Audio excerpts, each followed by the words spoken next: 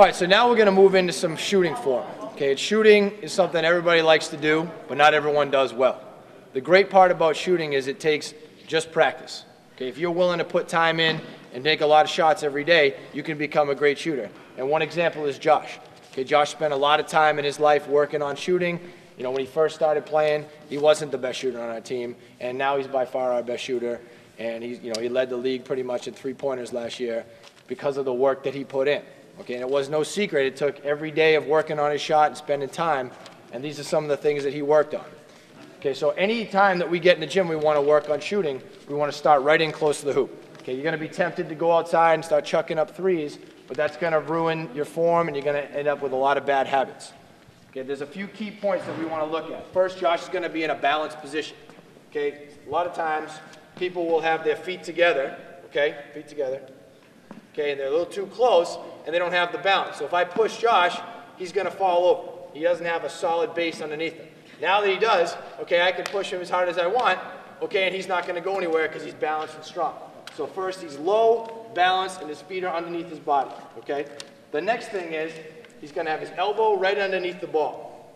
Okay, so the ball is here. He's got his elbow. You should be able to draw a line from the ball to your elbow to your knee. You should pretty much line up right there. So if you're looking, turn to the camera a little bit so you can show that. Okay, you have the ball, elbow, knee. It's all in one straight line coming right up. Okay, turn back.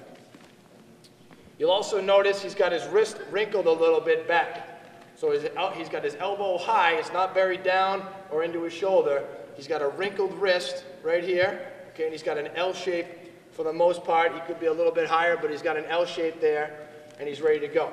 The last thing is he's going to shoot with power from his legs, not his arms. A common mistake is people trying to think they have to fire the ball with their arms, and they end up not getting enough arc on their shot and having a very flat shot. So Josh will bend his knees. Now he's been sitting in that position for a while, so it might be tough to make the shot, but he shoots it. Okay, and he holds his follow through. That time he didn't come all the way through, okay, but not bad. He's going to pretend that there's a little cookie jar up there, and he's going to reach over the top and try to grab something out of the top of the net that way. So he should be following through and having his fingertips pointing to the ground. His elbow should be locked out nice and high, and we're looking to get it to go up and then down. So let's see it again. Good. That's one. Again. Okay, this is a great way to start any shooting warm-up. Is just get your body ready, get your form. It's a lot of muscle memory. So the more he works on just in close, getting a good feel, okay, he makes 3 in a row. I usually make him have to swish 3 in a row before he's allowed to move back. So then he'll move himself back, and eventually we can get into some game shots. But again, the keys are bend legs, elbow under the ball, wrist is wrinkled a little bit back, and he's using leg power to come up straight, hold his arm through, and a nice follow through. So go ahead. Hold that follow through. Good. Excellent job. Thank you.